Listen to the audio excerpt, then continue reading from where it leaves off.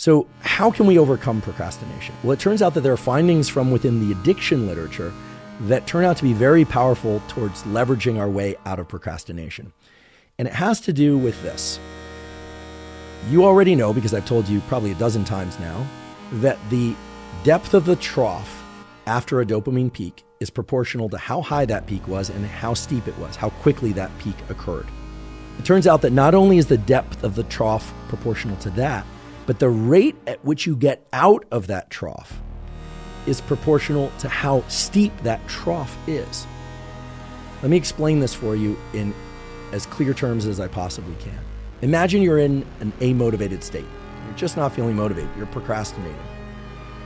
You may think, okay, the thing to do here is something. I'll clean the house. I'll take care of some bills. I'll do something. Or I'll just wait. Those approaches, as we talked about before, generally don't work, or at least don't work quickly, or they lead you right up to the deadline, and that's the deadline that forces you to get something done, or you just don't get it done and you don't succeed in your goal. That happens a lot as well. However, if you were to take that state of being unmotivated, of procrastinating, and actually do something that's harder than being in that amotivated state, in other words, doing something that's more effortful, even painful, you can rebound yourself out of that dopamine trough much more quickly. So what do I mean you want to put yourself in a state that's worse than or harder than the state that you're in, or do something quote unquote more painful? And here I want to be very clear. I'll say this 3 times, but I'm going to say it for the first time now. When I say more painful, I do not mean doing any kind of tissue damaging or psychologically damaging behavior or anything of that sort that's going to render you injured or not well, even in the short term. That's not what I'm referring to, okay? Let's just get that one out of the way. What I'm referring to is the fact that, for instance, if you're feeling amotivated, but you find yourself cleaning the house as a way to procrastinate, you could say, well, cleaning the house is harder than sitting down and doing nothing.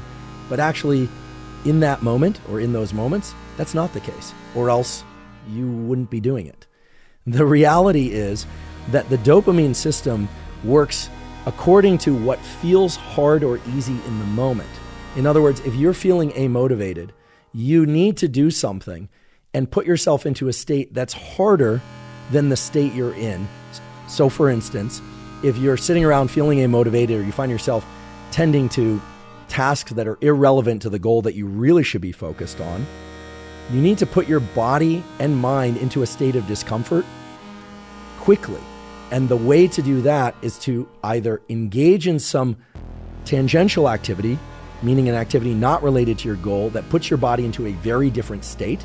So here again, I'll default to the obvious one, which is something like cold shower or cold immersion, which not only increases dopamine long-term, or over several hours rather, but for most people is experienced as pain. That pain causes a rebound out of that dopamine trough faster than it would occur if you had just stayed in that amotivated state and waited for it to go away, or done something like cleaning up that for whatever reason felt like it required less friction.